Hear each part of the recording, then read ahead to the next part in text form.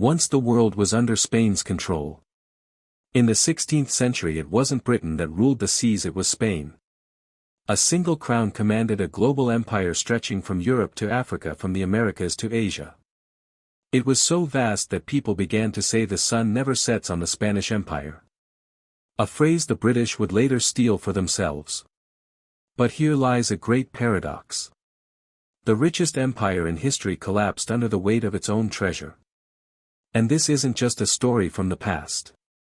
It's a warning for the present. Because even today we mistake money for wealth. When Spain stepped into the New World in 1492, it felt as if it had discovered an endless fortune. The fall of the Aztec and Inca empires handed over the rich silver mines of Zacatecas and Potosí to Spain. Potosí was so enormous they called it the mountain that eats men. For a century those mines fed the treasure fleets that carried tons of gold and silver back to Europe. Between 1500 and 1650 Spain imported 180,000 tons of silver and 2,000 tons of gold. More silver than Europe had mined in the previous 1,000 years combined. This treasure didn't just reshape Europe, it reshaped the world. From Seville and Cadiz Spanish ships carried silver to the Mediterranean, to the Netherlands, and across the Pacific to Manila. There it was traded for Chinese silk and porcelain. Thus the first global economy was born. And Spain sat proudly at its center. For Americans this is shocking. When the English were struggling to survive in the swamps of Jamestown in 1607. Mexico City already had universities, printing presses, and cathedrals. Lima was a thriving city. St. Augustine in Florida was founded by Spain in 1565, 40 years before Jamestown. Spain wasn't just ahead. It was building the world's first global infrastructure. But the empire, despite its oceans of silver, was rotting from within. Because Spain mistook treasure for wealth. Between 1500 and 1600 prices in Spain quadrupled. This period became known as the Price Revolution. The first great wave of inflation in modern history. Bread, clothing, and everyday goods became harder to afford. Spaniards were getting poorer even as their empire seemed richer. Because when money loses its scarcity, it loses its value. Economists still explain it simply. If a town suddenly receives 10 times more coins but the number of bakers and loaves stays the same, prices soar. Bread doesn't become more valuable. Money becomes worthless. That was Spain's tragedy. The elites, nobles, bankers, merchants got the silver first and profited before prices rose. But ordinary people living on fixed wages suffered deeply. Silver that should have been a blessing turned into poison. Worse still, Spain spent its fortune on consumption instead of production. Italian, Dutch, and German merchants grew rich selling luxuries to Spain. Paid for with American silver. Spanish industries withered. Why build factories when the next treasure fleet was always coming? Spain became a consumer empire, not a producer. And then came the wars. The Habsburg kings saw themselves as defenders of the Catholic faith. A sacred mission that drained unimaginable wealth. Wars against the Ottomans, the Dutch, the French, and the English. One after another. The Spanish Armada of 1588. A colossal fleet meant to conquer England.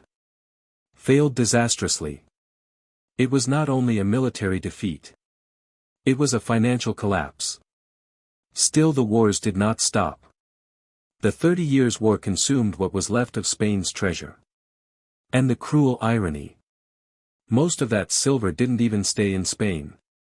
Italian shipbuilders, Flemish merchants, and German bankers were paid in Spanish silver. Enriching rival economies while Spain hollowed itself out. Spain consumed. Others produced. And then came the pirates. The treasure fleets were Spain's lifeline. But also its greatest weakness. Each fleet carried the empire's entire payroll. When one was lost, the crown's finances imploded. In 1628 the Dutch privateer Piet Hein captured an entire Spanish treasure fleet off Cuba. Worth over 11 million guilders. That single event shattered Spain's credit system. English corsair Francis Drake also plundered Spanish ships. returning home with treasure that helped fund England's navy, its banks and its trading companies.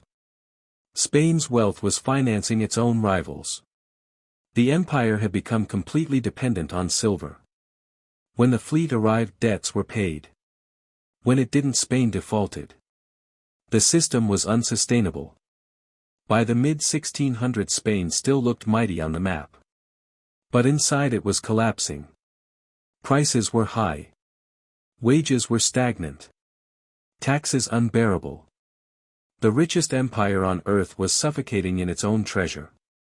Other nations had been watching. The English, the Dutch and the French learned from Spain's mistakes. And built systems instead of fleets. England strengthened its banks and trading companies. The Dutch founded the Amsterdam Stock Exchange. They didn't chase treasure. They created wealth that could reproduce itself. Spain sought wealth in mines. Britain and the Netherlands found it in systems. One was finite. The other infinite. And history decided who would inherit the future. By the 1700s, Spain's power was only a shadow. Its navy was weak. Its economy drowning in debt. And the mighty empire that once ruled the world was fading away. But this isn't just history. It's a timeless warning. Because the illusion wasn't in gold or silver. It was in money itself. Throughout history, societies have confused financial expansion with real strength. But without productivity, without reinvestment, money becomes a force of destruction. In Spain, people watched treasure fleets arrive while bread prices soared. Today we watch inflation eat away our savings while being told the economy is strong. Different century. Same illusion. The pirates of the 1600s resemble today's financial crises. When one treasure fleet sank, Spain's economy imploded. When one major bank fails today, the world shakes. Piet Hein's capture of 1628 was the Lehman Brothers moment of its age. And the result is always the same. Treasure is not wealth. Silver is not security. Real wealth comes from systems. From production discipline and resilience. Spain owned half the world but failed to build a sustainable economy. Its rivals understood the deeper game and inherited the future. History doesn't repeat. But its rhythm never fades. Spain collapsed because it mistook treasure for wealth. And if we make the same mistake today, our fate may be no different. The question is, will we recognize the warning in time?